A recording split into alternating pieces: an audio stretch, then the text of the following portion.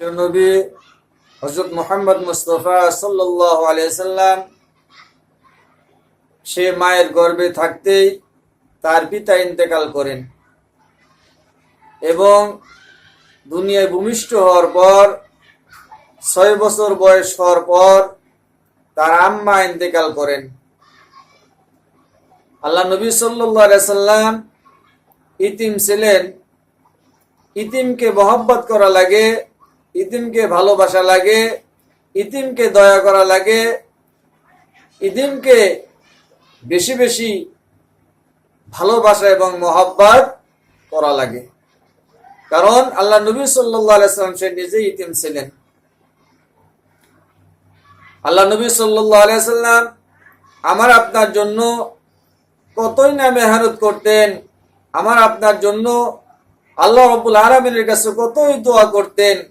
তাই আমি আপনি সে আল্লাহ নবী সাল্লাল্লাহু আলাইহি সাল্লাম তাকে চিনতে পারতেছি না।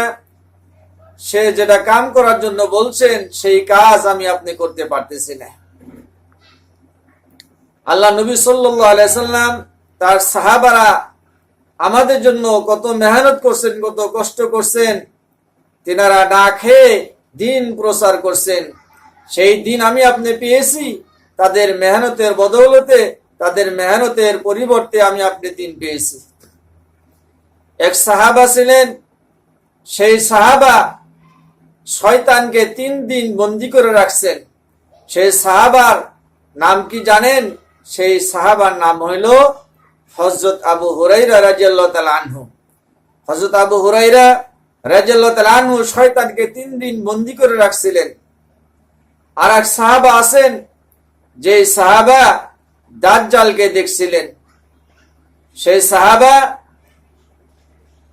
নাম হলো হযরত তামিম দারি রাদিয়াল্লাহু তাআলা আনহু।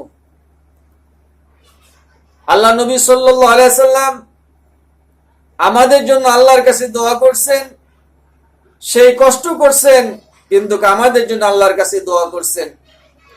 তাই এই দিন আমি আপনি পেয়েছি মেহনতের বদৌলতে, মেহনতের বিনিময় আমি আপনি দিন পেয়েছি, কষ্টের বিনিময়ে আমি আপনি দিন পেয়েছি। কিন্তু এই দিন আমি আপনি বুঝতে পারতেছি না। এই দুনিয়ার জিন্দেগি ক্ষণস্থায়ী জিন্দেগি, যে জিন্দেগি নিয়ে আমি আপনি গর্ব, যে জিন্দেগি নিয়ে আমি আপনি কতই মেহনত, যে জিন্দেগি নিয়ে আমি আপনি কত কষ্ট করি। ভাই, মৃত্যুর পর যে জিন্দেগি আসবে, মৃত্যুর পরে যে জিন্দেগি শুরু আছে সেই জিন্দেগির শেষ নাই। মৃত্যুর পর যে কবর আমার আপনার জায়গা হবে, সেই কবর 3.5 হাত জায়গা হইবে। সেই কবর মাটির বিছানা, যেই কবরে লেপ তোষক কিচ্ছু থাকবে না, মাটির বিছানায় শুইতে হবে। যে জায়গা হইলো সাপ বিচ্ছুর জায়গা, যে জায়গা একা একা শুইতে হবে, যে ঘরে কোনো ফ্যান থাকবে না, সিলিং থাকবে না, কোনো দরজা খিড়কি থাকবে না, আন্ধার ঘর থাকবে, কোনো লাইট থাকবে না, সেই ঘরে একা একা শুইতে হবে। সেই ঘরে আজীবন থাকতে হবে, আবাদান আবাদান জিন্দেগি সেই কবরে থাকতে হবে।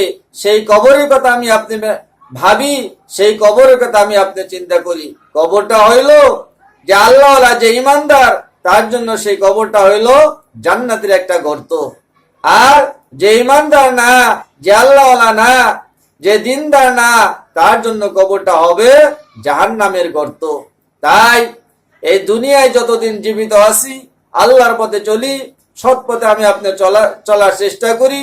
ফায়দা আমার আপনার হবে, লাভ আমার আপনার হবে। আর সঠিক পথে যদি আমি আপনি না চলতে পারি, লোকসান আমার আপনার হবে। যে পথে চললে আল্লাহ রাসূল খুশি হয়, সেই পথে আমি আপনি চলার জন্য চেষ্টা করি ইনশাআল্লাহ।